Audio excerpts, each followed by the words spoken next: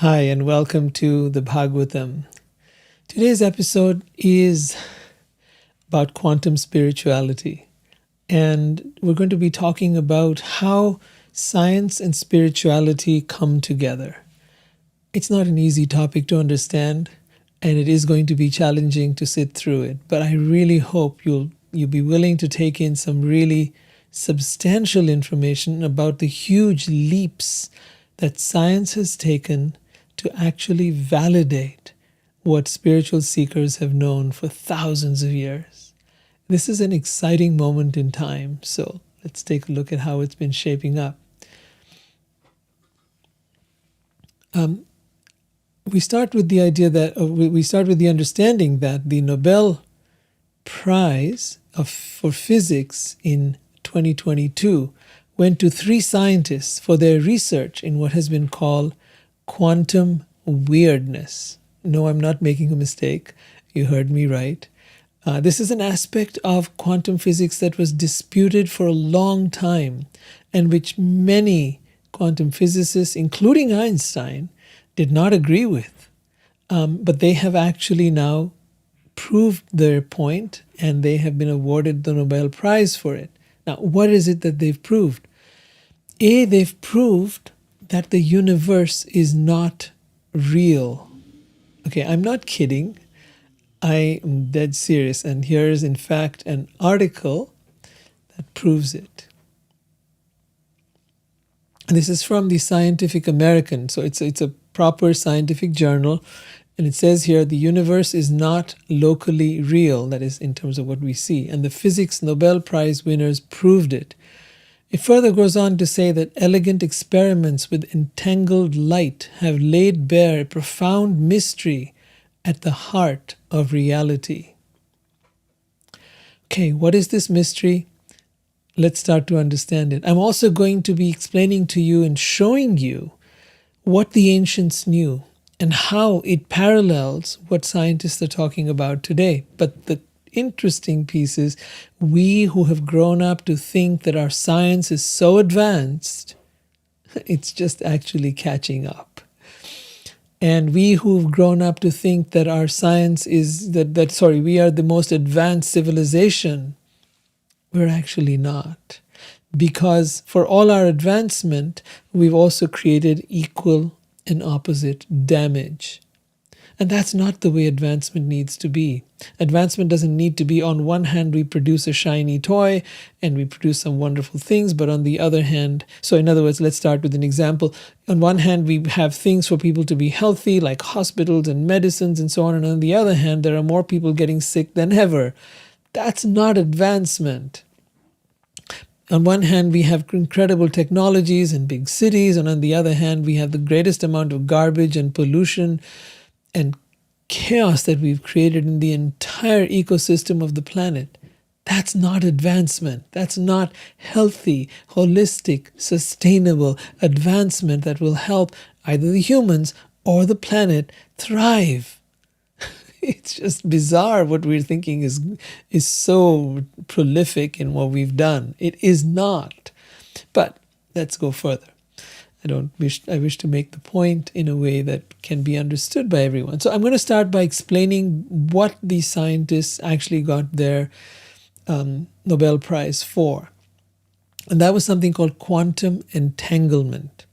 And quantum entanglement is a phenomenon that occurs when 2 or more particles become connected in such a way that the state of each particle cannot be described independent of the others, even if the particles are separated by a large distance. Now, this large distance might be light years.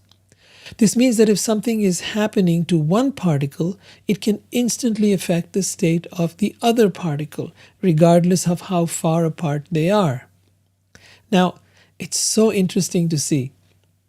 This is called scientific advancement. And the truth is, you know it. I know it. A child knows it.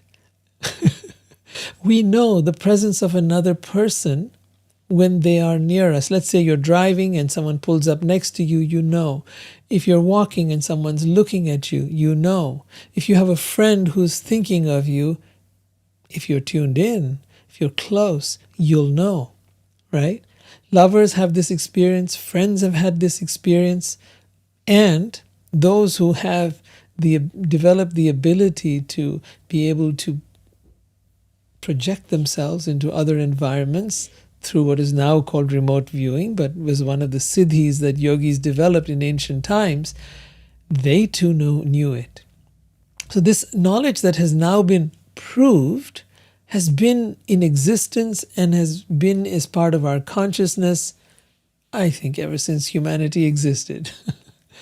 The fact of the matter is, and this is the deeper understanding, and I think this is where it becomes significant, is that nothing is disconnected from anything else. The impact that one particle is having is being felt by other particles, not only next to it, but throughout the planet, and in fact throughout the universe. Quantum entanglement, in its fullest understanding, leads us to the idea that everything is interconnected and interwoven, and therefore we need to be very aware of what we're doing, what we're saying, what we're thinking, how we're treating each other, how we're treating the planet. Everything is interconnected. What does it mean? You might say, well, so big deal. No. Interconnected means that just as much as whatever I say, think, feel, and do is connected to everybody else, so is what everybody else does interconnected to me. We are all interconnected to each other and to the planet and to the universe. And when you start to understand that, we create that we are creating a collective consciousness, that we are impacting consciousness, and that the consciousness that we are creating with every second, with every thought, with every deed, is creating the reality that we live in. And if you see the reality around you and you see people having a tremendous amount of mental health, and if you see them being very disturbed, needing all kinds of medication and drugs and escapist routes, then you know we have created a world that's a mess. It's all in our face right now. How much more do we need to be able to see that? And then, of course, there's the weather, and then there is all that's happening in the economies and everything else. But at the very mental level, even internally, even if you cut off from everything in the world, the impact of all our actions is being felt by everyone. Now, yes, there are ways to transcend that, and we're certainly going to talk about that. And there are ways to impact that, and there are ways to be not just under the influence of what the world is throwing at you, but rather to be at cause. There are ways to do that, but we need to understand some basics first, and then we can move to those things.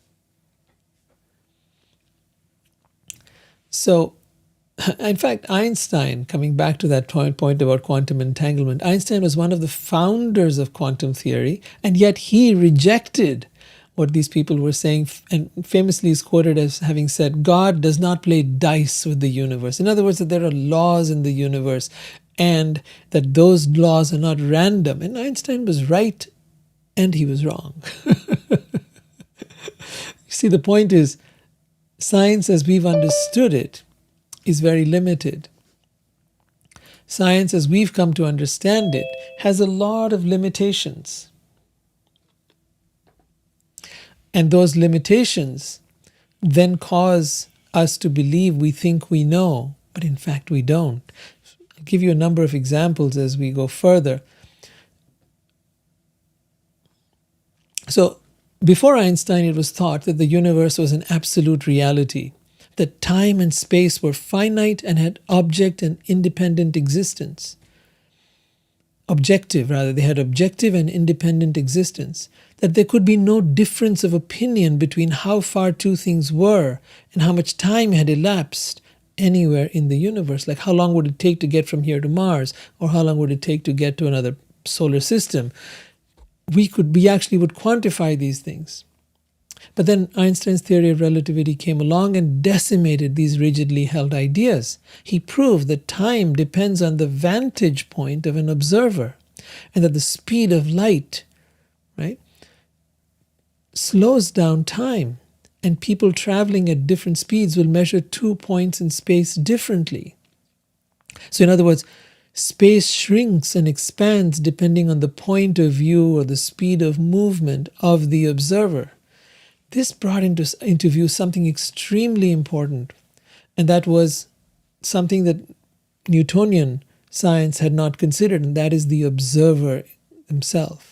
So Heisenberg and Bohr, they concluded that it is the act of observing that brings particles into existence. That till then, those particles exist as a set of possibilities or probabilities. They have no real existence till they are observed.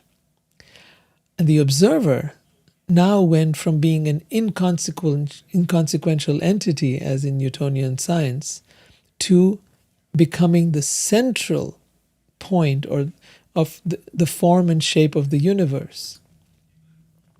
So all of these were paradigm shifts, and each time a paradigm shift came about, it's been heavily opposed with great resistance. Why? Why do we oppose paradigm shifts? When there was Newtonian science, Einstein was opposed. When they went into quantum mechanics, those people who tried to break free of some of the Einsteinian concepts, they were opposed. When people talk in terms of ancient civilizations, they are opposed. The existing view being that we came from cavemen and we came from Neanderthals and all of that. But hey, there are discoveries that have shown that there were people in the United States 130,000 years ago. There are discoveries that show that we've been around 200, 300,000 years ago. And the existing people who are in charge of that, those faculties of archaeology, of history, they will go and disagree, and they will not allow the paradigm that they've been living in to shift. Why? Why is it they do that? There's an actual reason for it. It's called money. Their grants are tied up to it. Their academic institutions are tied up to it. Their research is tied into that. If they would accept another paradigm, then their teachings, their books, their grants, their labs would suddenly not be valid anymore. Their philosophies, their ideologies would no longer be valid. Historians went on to say things like how the Egyptian pyramids were built by a bunch of slaves, using tools and chisels. They said the same about temples in India. There are temples like the Kailash temple that were carved out of rock, like huge, right? No, not piling bricks upon the other, but right into a mountainside, carving an entire temple and the deities within the temple. Not a single thing was actually built out of putting something there. Everything was carved out of a mountainside. You have to see these kind of things, Kailasha Temple and so many others that they don't even want to talk about. They don't even want to include it in their histories. They don't want to include it in their research. They don't even want to look at it because it doesn't fit their paradigm. So this is happening everywhere. It's happening in science. It's happening in archaeology. It is happening in every field you can think of. It's happening in technology. It's happening with the way we look at the world. Why? Because the mind gets locked into particular notions, and now it wants to hold on. The ego wants to hold on to what it thinks of as the truth, and anything other than that it will filter out. It happens in our politics, right? We'll hear one person's point of view, we might get enamored by them, we might get captivated by them, we might believe in them. And then there'll come a time when somebody tries to present to us something different, and we're like, I don't want to hear you, I don't want to talk to you, I don't want anything to do with you. We reject them, and we tell them that they are full of crap, they're nonsense, and we call them names. We might even fight with them. We get so stubbornly locked into our worldview that we reject everything else. It's happened with religion. People blame religion for the problems of the world. But excuse me, is there anyone on this planet who is free to think for themselves without being locked into a particular worldview? Challenge yourself. Look at all the different ways in which you are stuck in your own paradigms. I wish scientists would do that. I wish researchers would do that. I wish people would keep an open mind to look at all different possibilities, to view the very things that you dismiss and consider that they might have value. Now it's happening with, I think this whole war on drugs was this big, huge thing for maybe 50 years. It's been all over the world where they've banned drugs of all kinds and stuff. But firstly, who are the governments to ban things and tell us how we need to live our lives? And secondly, much of what is emerging now in current day research on anxiety and depression, and PTSD, is the use of certain drugs. The idea is not to ban things, but learn how to use them well. But on the other hand, we allow for the worst drug of all, alcohol, to be freely sold and widely entertained. We say that these other drugs will cause violence, but in fact it is the very drug we allow that causes violence and causes car crashes and causes much of the problems that we see in our world today as far as intoxicants go. But just another example of our blinkers, that we wear, and the blind spots that we have, and the ways in which we don't look at other possibilities. So the one thing I want to encourage everyone who's listening and watching this either now or later is keep your mind open. Learn to keep your mind open. The only thing that's closing your mind down is the ego. The mind is closing the mind down so that it does not have to deal with anything different than what it has already concluded. It thinks it is right. It's not the problem with religion. It's not a problem of politics. It is not a problem of science. It is a problem of the mind. And the mind is where we're all stuck. So once we understand that and we free ourselves from our mind, well, then life's going to be very different, I can assure you. All right, listen, today's talk is going to be very intense about science. We're going to look at modern day science, but we're also going to look at ancient science, things you've never heard about, things about how the ancients understood time, nanoseconds, subatomic particles, all kinds of things. So just hang in there. It will not be the easiest topic, but I hope that you'll hang in there and gain some new insights as to what the generations before us, the ancestors before us knew that we've forgotten, and now we are starting to rediscover all over again.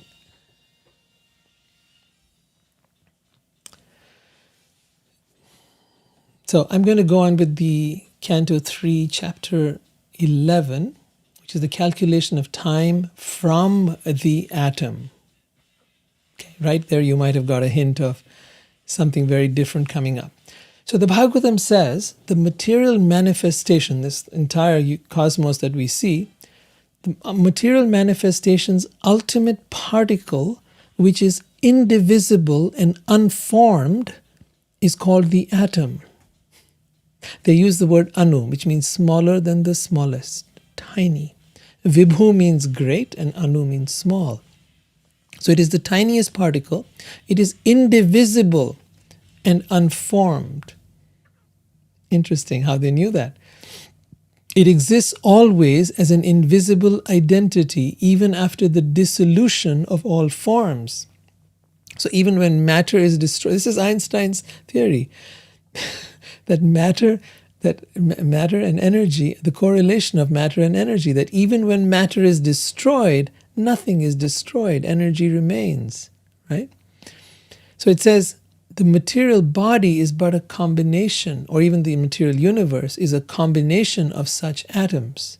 They're saying this clearly in the Srimad Bhagavatam 5,000 years ago. Clearly, and they're going to go into more detail now. Atoms are the ultimate state of the manifest universe. Atoms are the ultimate state of the manifest universe. When they stay in their own forms without forming different bodies, they are called the unlimited oneness. So when atoms take forms, right, that's the manifest universe. And when they forms dissolve, then you have the unmanifest oneness. But in all cases, atoms are the building blocks, either of the unlimited oneness or of the manifest universe. They knew that too. Then they go on to talk about atomic time. Atomic time is measured according to its covering a particular atomic space. That time, which covers the unmanifest aggregate of atoms, is called the great time. Now, I've tried to look into this further, try to get you some understanding. Prabhupada writes in the purport there, he says, time and space are two correlative terms. Time is measured in terms of its covering a certain space of atoms. Now, I am not a scientist, and if you are and you can help me understand this, I'd love to hear it. I'd love to hear from you what you're understanding, but here's something for you to ponder. Time and space are two correlative terms. Time is measured in terms of its covering a certain space of atoms. Standard time is calculated in terms of the movements of the sun. The time covered by the sun in passing over an atom is calculated as atomic time. Does our modern day science talk about this? Does it know about this? Or did these people know something? Because I don't know about this. So I'd love for your inputs on that. If you've got any ideas, and I hope somebody will be able to share something with us on that. The division of material time is calculated as follows. 2 atoms make 1 double atom and 3 double atoms make 1 hexaatom. This hexaatom is visible in the sunshine which enters through the holes of a window screen. Okay, I got very confused with this. But then Prabhupada writes in the purport, he says, the atom is described as an indivisible particle, but when 6 such atoms combine together, they are called a taras renu, and this is visible in the sunshine pouring through the holes of a window screen. Okay, I don't know what is being said here. I'm not going to try to venture.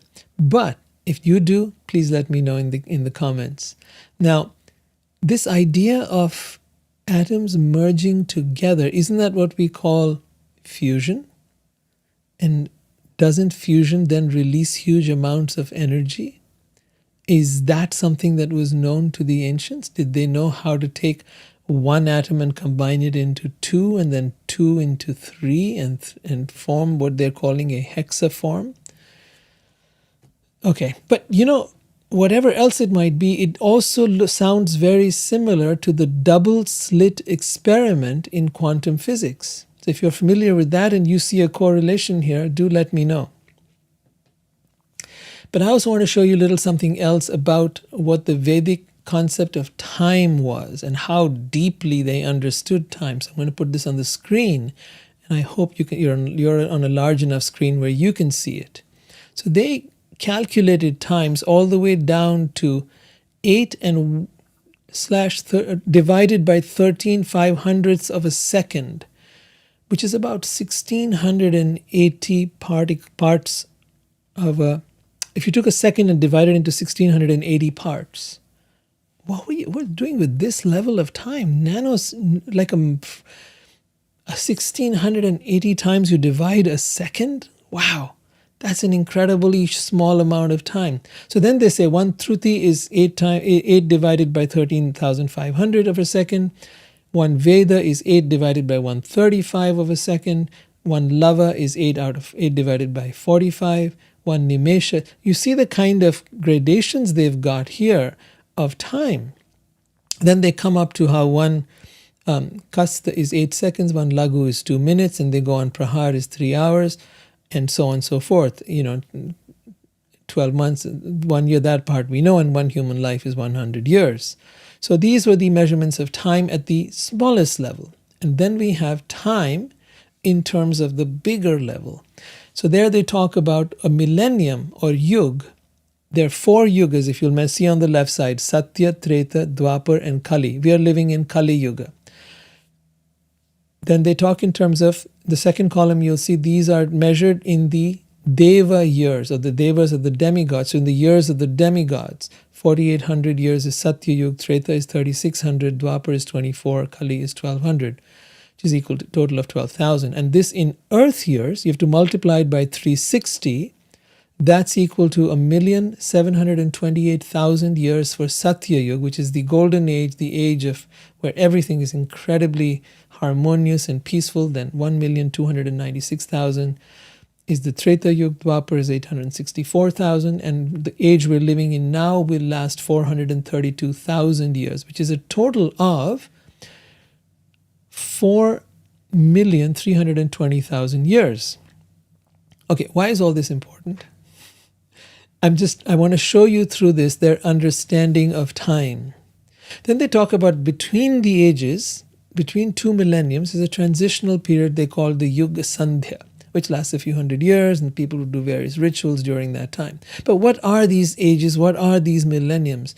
So they say, right now we're in Kali Yuga, which is about 5,000 years in. And if you minus that from 432,000, we've got around, 432,000 less 5,000 would be 427,000 years to go. When people say it's the end of the world, or, this is the time, it's all going to be annihilated, I tell them, no, buddy, we got a ways to go here. The Bhagavatam predicts what will happen as the Kali Yuga progresses, how humanity will degenerate further, beyond levels you can even imagine. Then it'll come to a point where this entire age will end, and then we start again at a golden age. The Satya Yuga, which lasts 1,728,000 years, that's the golden age. That's where Dharma is honored, where it's in full bloom, right? Where everybody is deeply spiritual. We have a whole different uprising at that time. Then it says that every millennium, as you go from Satya Yuga to Treta Yuga, all right? I'll go back over that list for you so that you can watch it more, you can see it again. As we go from Satya to Treta, there will be a 25% reduction of Dharma, and a 25% increase of Adharma to replace that. Adharma meaning all kinds of non-sacred, non-spiritual acts. Then there is the Treta Yuga. Oh, I see how the picture is quite blurry. All right, I'll just go back to me. Then when you go from Treta to Dwapar, there's another 25% reduction. When you come to Kali Yuga, there's a total of a 75% reduction of Dharma from the way it used to be to where it is now. So now we have 75% Adharma, which is loosely translated people being obnoxious, sinful, crazy, whatever word you want to use, and 25% remaining in Kali Yuga of the dharmic or the spiritual aspects of humanity. So in other words, we are degrading rather than evolving as we think. And although we tend to be a very proud species that thinks it has achieved a lot, the fact of the matter is that we are not. And Prabhupada in his purport, he writes, at present there is one part out of three parts, one part of Dharma and three parts of Adharma. Adharma is the opposite of Dharma. Therefore, people in this age are not very happy. And I think that's something we can all observe, right? The people in this age are not very happy. Now, those 4 millenniums we talked about, Kali Yuga, Treta Yuga, Dwapar Yuga, and Satya Yuga, the 4 millenniums, they last 4,320,000 Earth years. Now, let's go into some more math for a moment. I would put it on the screen, but I'm noticing that the screen's not very clear on the Zoom call, so I'll just keep it here. Or I'll bring it up in any case. Multiply that by 1,000, and you get 4.3 trillion Earth years. And 1 day of Brahma, that is 12 hours of Brahma, is equal to that, 4.3 trillion Earth years. And 1 night is also equal to the same, 4.3 trillion Earth years. So there's a being that lives and has that longevity of life.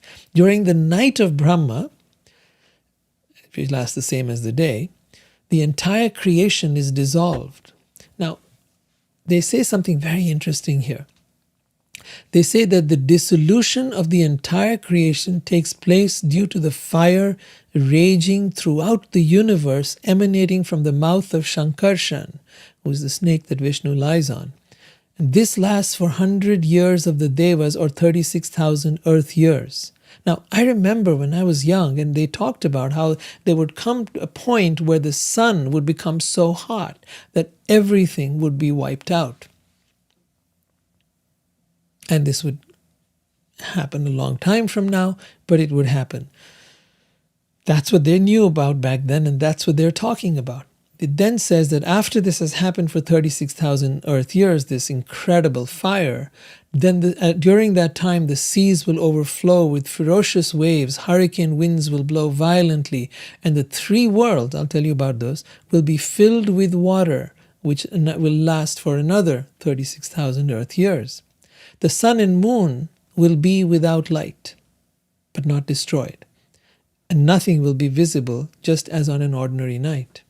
The innumerable living entities will remain merged. That means all the humans, all the animals, the insects, all of the souls of all of those will remain merged in that dissolution, and everything will be silent. Now, this has happened again and again and again, so I'm going to tell you this sequence of how this works. Firstly, I need to explain that when they talk about the three worlds, they're talking about the upper planetary systems known as Svarga, the middle planetary system, which they call the Martya Lok, and the lower planetary systems called Patal Lok. Now, you might have heard of the Gayatri mantra, Om Bhur Bhuva Swaha, Om Bhur Bhuva Swaha. That refers to these three planetary systems. The upper planetary system being Swa, the middle being Bhu, and the lower being, the middle being Bhuva, and the lower being Bhu. Om Bhur Bhuva Swa Tat Savitur Varenyam Bhargo Devasya Dhimahi Dhiyo Yo Na Prachodayat. That's the Gayatri mantra. So, what it's saying here is that every night of Brahma, all these planets from the upper to the lower are destroyed, except for a few at the uppermost realms, including the planet of Brahma. Every day of Brahma, that there's 12 hours in his day and 12 hours in his night, every day of Brahma, the creation is manifest once again. Now again, modern day thinking, modern day science would tell us, hey, wait a minute, this is all crap. This is all makeup. There's some guy out there creating things. There's someone who's destroying things. Come on. Yes, if you believe the universe works at random and things just happen, of course you're going to disbelieve this. But if you believe that everything has a cause, and it's not just freak accidents, everything has a cause, that everything that is animate and inanimate has a deliberate function, right? Nothing just happens. Nothing. Not even two people meeting, that coincidence as we call it, doesn't just happen. There is a meeting, and where two minds or two people or two hearts come together, it's usually something quite amazing that's meant to happen there. But more than that, when you look at the incredible diversity, when you look at the incredible brilliance with which every little thing is made, this body, the way it functions, the way the heart beats, the way the stomach digests, the way the legs allow us to stand, and then onto the insects, and then onto the birds, and then onto all the other creatures, this is nothing short of just absolutely phenomenal. So if you say, well, there's an intelligence behind it, then all right, let's sit back and take a view at what that intelligence might be like. Because we sure don't know. And if we're locked into particular paradigms, we're not going to know. But if we open our minds to other possibilities, the worst thing that will happen is that you'll have opened your mind. The best thing that has happened is maybe these people are right. Maybe they're giving us answers that they knew about. Now people say, well, these are just books, these are just writings. True. But then think about it. Our modern day civilization, with all its technology, computers, all of that, what if electricity suddenly stopped functioning? Just a simple thing, electricity, somehow did not function anymore. All our computers would become pieces of garbage. Nobody would ever know all the stuff that we did from our books. They're on computers now. Our videos, our everything is stored out there. That entire history that we've documented would be gone. Ooh, yeah. Now, these ancients, they recorded things in very interesting ways. They carved them on temple walls. It's incredible, the inscriptions that are there on those walls, the drawings that are there. They figured that if people didn't even understand language, the same language, they'd at least be able to see the pictures. And then, of course, in the Vedic times, they actually created a system of handing down the knowledge from one generation to the next. They called it Shruti. They trained people to live a life in which they would be able to develop a high quality of memory and retentive power and very peaceful minds. The two were correlated. And thereby they could remember huge amounts of data and then pass it on. They put these into verses. They put them with certain rhythm and meter and rhyme so that no one could mess with them. You had to kind of really keep that going. And then they put it into so many thousands of books. So the idea being that they had a huge body of research, and that huge body of research was passed down. Now, certainly some of the terminology, some of the concepts are new and foreign to us. But if we keep an open mind, we'll be able to extract that knowledge, take out what is relevant, and begin to apply it in our lives now. So we don't have to reinvent the wheel. We don't have to make the mistakes that other civilizations may have made, other eras may have made. We could learn from the ancient time. That was the intention.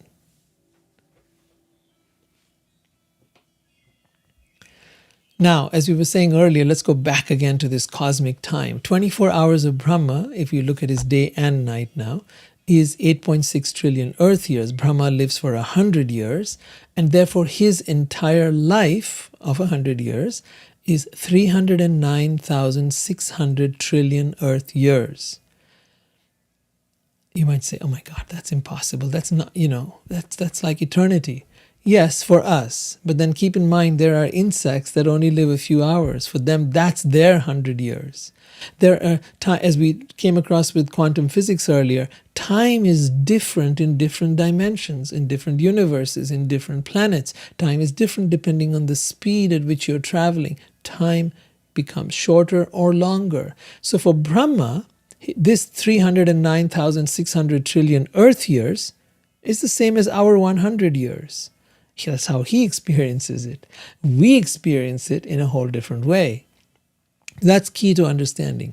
But then it says next, this 309,600 trillion Earth years, that is equal to, or the 100 years of Brahma, is equal to 1 nimesha, which is less than 1 second for Vishnu. Vishnu, who is in fact the origin of Brahma and from whom Brahma comes, and who is the source of all creation, who is unchanging, unlimited, and is the cause of all causes in the universe, Vishnu. And then it goes on to talk about eternal time. Eternal time controls the different dimensions from that of the atom up to Brahma's life. Eternal time is under the control of the Supreme. And time, now there's a really interesting statement here. Time can control only those who are bodily conscious, or conscious of this is me, my mind, my body, my thoughts, my story, my wounds, my traumas, my whatever else people are caught up in these days. As long as you are attached to these things, as long as you think this is you, then no matter where you are in the universe, whether you are Brahma or whether you are in this earth or whether you are rich or you're poor, it doesn't matter. For you, you're not going to be free of the influence of time. If you want to be free from the influence of time, if you want to enter into that timelessness, if you want to experience life beyond the clutches of time, then you need to be able to practice going into a state of no mind. And not just no mind, but no identification with matter. If you identify with I, this is me, and mine, my children, my family, my house, my car, my thoughts, my story, my this, my life, as long as you are identified with these things, you cannot be in that place of timelessness. If you notice two people who are happy, if you look at children, they're in a state of timelessness. They're just living life in the moment, just absolutely enthralled by everything that is happening around them. They are not worrying about the past or the future. They're not caught up with any anxiety. They have got no fear. And they have become free of time. Now, what causes a child to go from being that free to being so trapped as every child becomes? It's the development of the logical mind. The logical mind, as it develops, as it starts to think, as it starts to interpret, it starts to give meaning to things, we become increasingly more and more and more trapped in this physical reality. I've been coming across so many studies in which they've studied past life regression. And in those regressions, they talk about how very young children actually remember their past lives. And then as they get older, well, as they start talking about it, in lots of cultures, especially the Western cultures, they're discouraged. They're told, no, they're just imagining, it's just making things up, making up stories. These things don't happen. And they are shut down. Whereas people like Ian Stevenson, I believe is his name, who did about 50 years of research on the subject, particularly in countries like India, where there was an openness to the idea, they actually found evidence, tangible, verifiable evidence that those children had lived earlier lives, and in those earlier lives certain things had happened. Let's say someone had killed them in that lifetime and buried their body in a well or whatever it was, and they'd found that.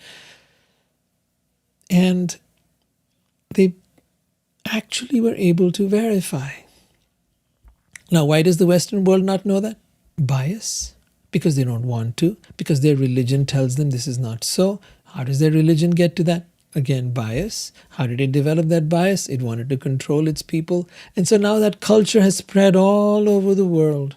And we think that all these talks about reincarnation or life on other planets or time as we're talking about it right now, this is all nonsense. This doesn't work. This is just imagination. Or is what we're doing imagination? Have we concocted theories and believed in our own theories and limited out everything else? Or rather, eliminated everything else and limited ourselves into a very narrow bandwidth and framework of thinking. Consider that.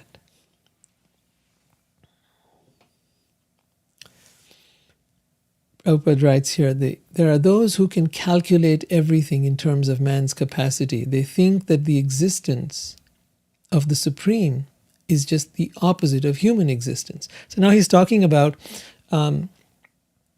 certain spiritual practitioners believe that, so this is another example of how we limit our thinking. They believe that the existence of the Supreme is just the opposite of that of human existence. See, human beings think in terms of that. We always think in terms of positive or negative, black or white, right or wrong, right? So if there is such a thing as God, then that God has to be the opposite of human beings.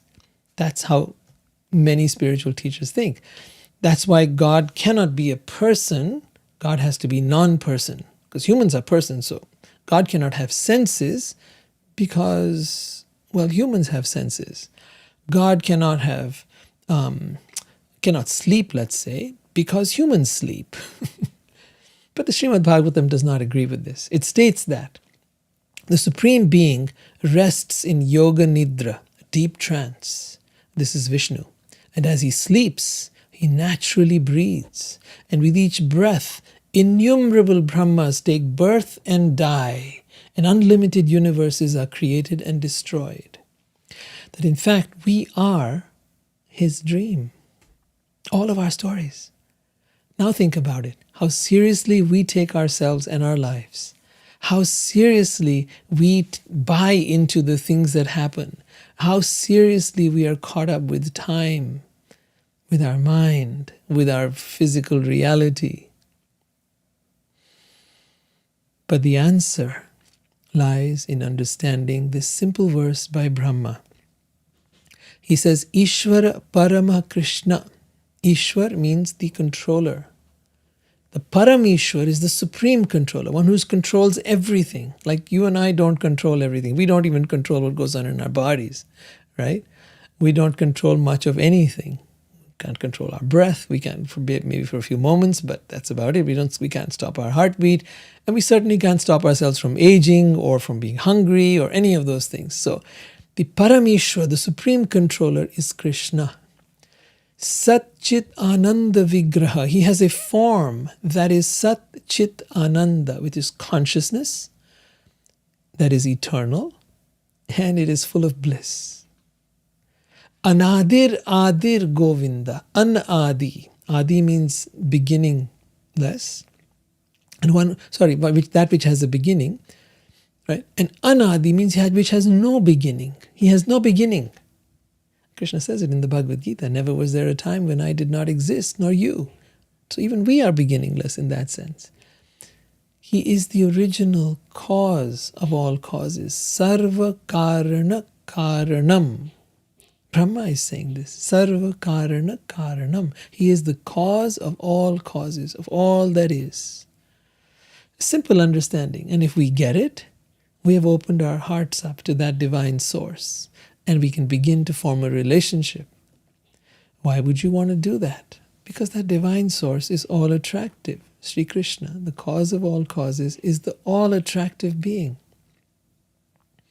That's Radha, the feminine aspect of Krishna. Both are equally powerful. In fact, so many would say Radha is greater than Krishna. Is Krishna's everything. They are no different. The ultimate paradigm shift is to understand God.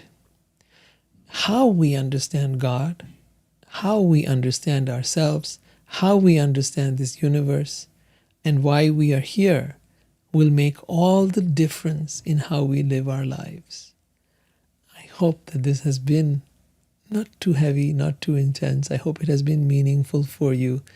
And now let's dive into the questions. Let's see what you guys have been writing. Switch over to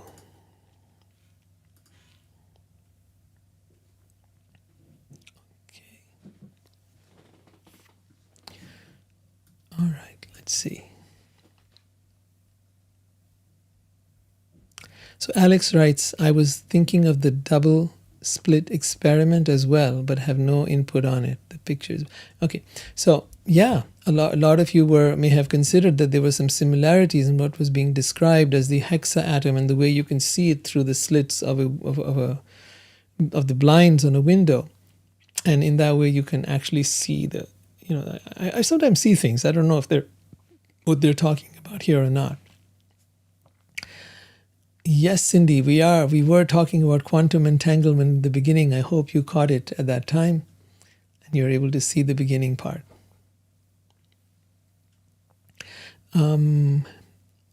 Yes, you see, close-mindedness. I think that's the biggest disease human beings suffer from, is being close-minded.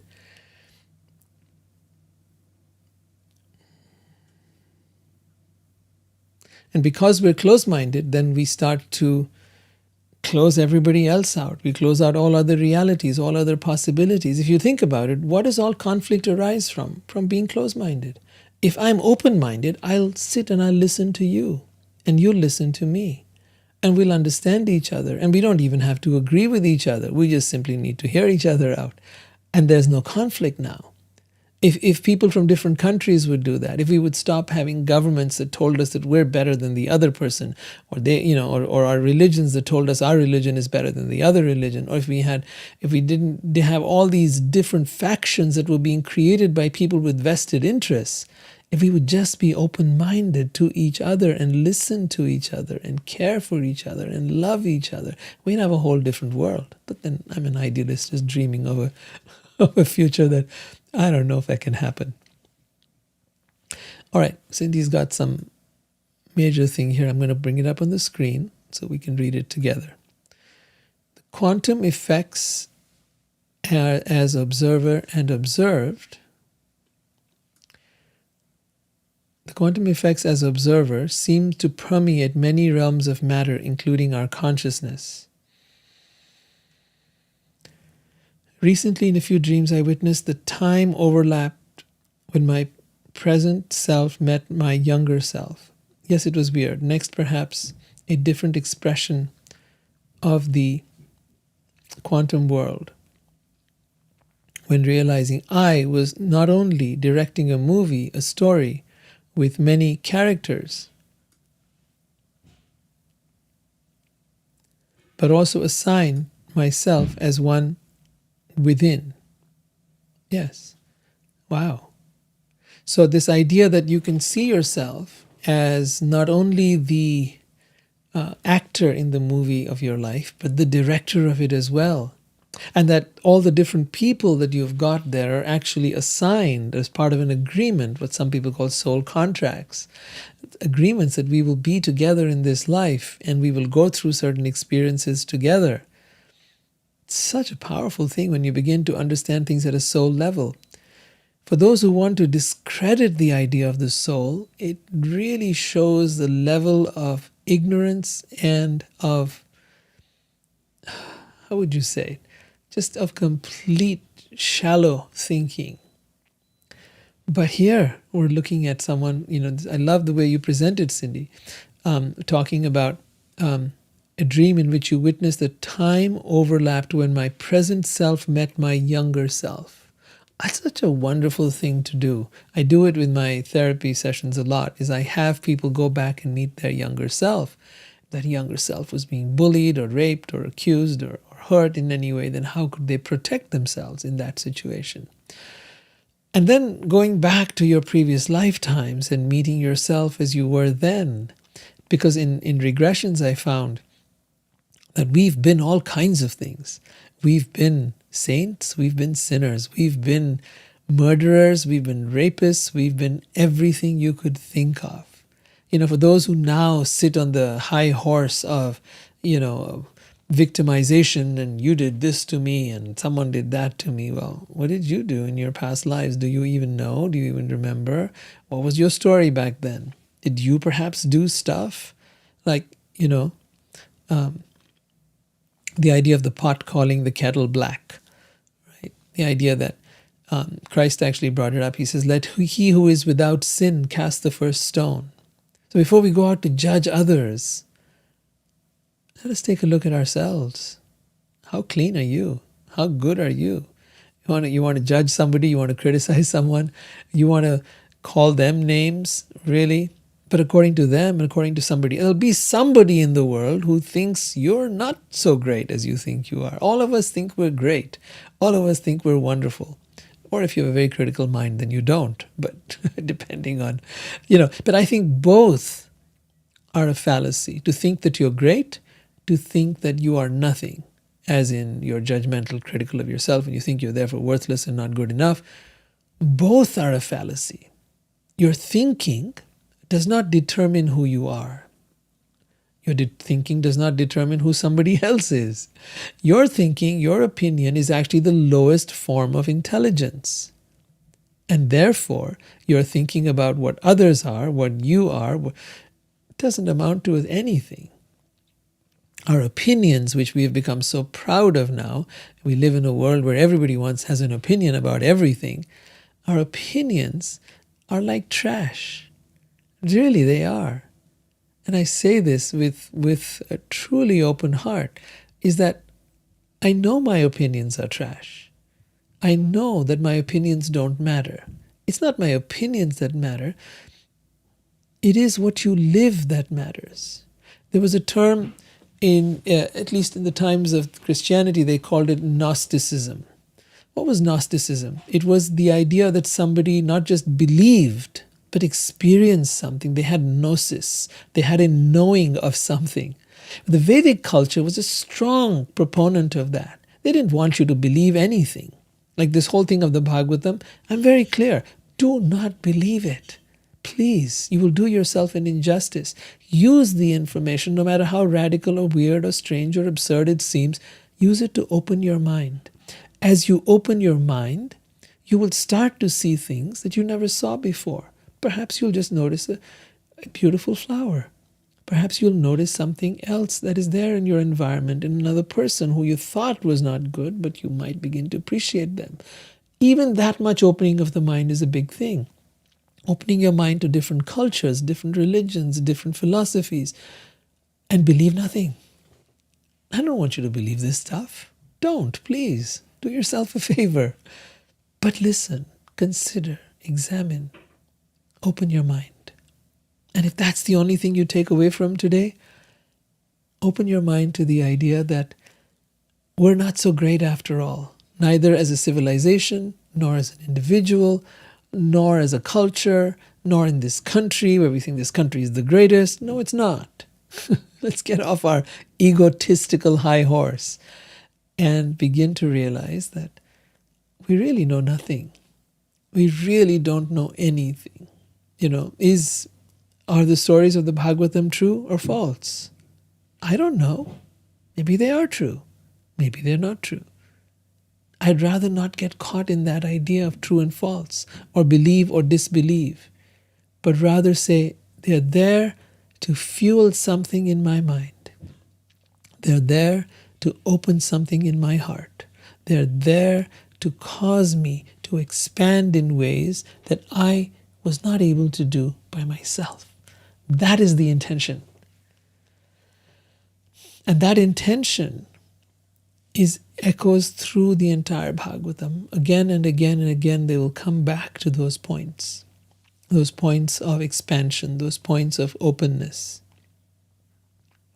So, any more questions? Does anyone want to come in and share something? Is there someone who'd like to speak or in any way share their observations? Any more questions or thoughts? If you'd like to speak, if you're on Zoom and you'd like to come in and say something, I have it ready and set up for you.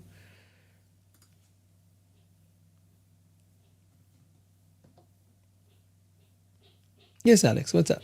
What have you got? Hello? And if you can put on your camera, nothing like it, be even better. Oh, I like that, Cindy. She says, seems we're all in this together, a larger entanglement. Truly, this is the entanglement, right? We're in this together, learning together, growing together, expanding together. How wonderful is that? Talk about spiritual entanglement, quantum entanglement, happening right here, right now. And the windscreen analogy. Windscreen. Yes, Alex. Hi. Got you here.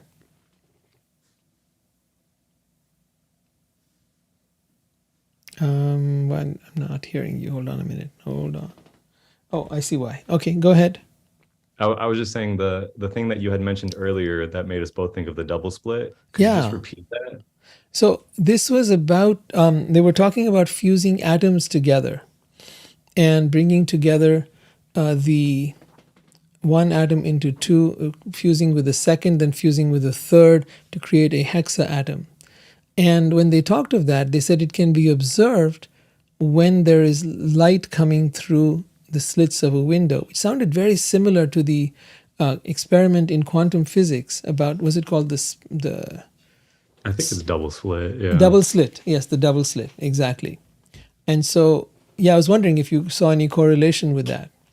It's what I was thinking of when you mentioned it, but I couldn't tell you anything more. Okay. All right. I've got a comment here. For anything else you want to share with that? That was it. I just wanted to hear it one more time because every time you said it, I felt like I couldn't really grasp it. Uh-huh. So I just needed to hear it one more time. All right, cool. And let's see. I think Cindy's got something here. Is my cursor not working? Okay.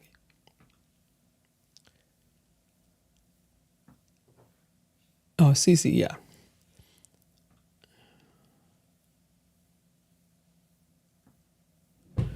Last night I brought my younger child up and out from the past and once and for all. Up and out from the past once and for all. Yeah. yeah, we don't have to keep on holding on. I see a lot of people, because of the influence of the psychology and so on, it's important what we've learned about being able to work with our inner child. But it's also equally important for us to move on, to be able to create a relationship with our past, whether that past is of this life or any other life, to dissolve the fragmentation that is there in time, between the present time and the past and the very distant past, our past lives. But as we dissolve that fragmentation, we start to move away from the clutches of time. In other words, to get true liberation, to get real freedom from the clutches of time, and therefore from suffering, we need to learn this art of coming to the place of timelessness. And to be in the timeless moment is to be able to set yourself free.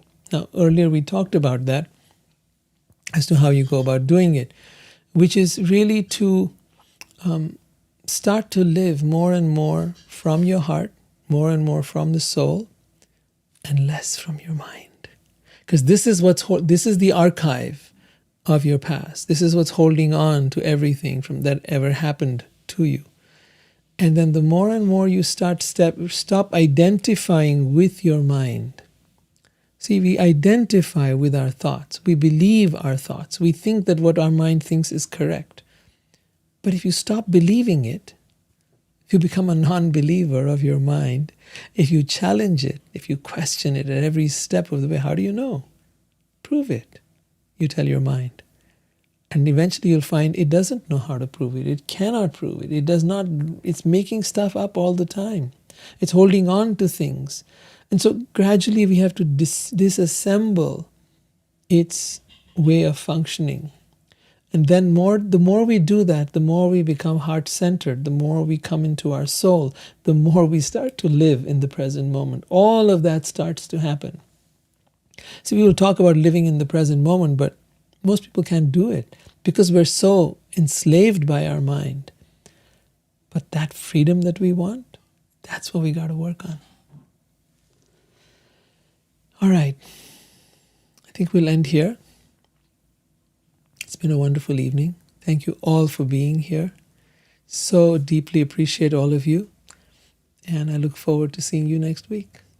Jai Shri Krishna. Hare Krishna. Radhe Radhe. God bless everyone and have a wonderful Christmas. I'll see you next week.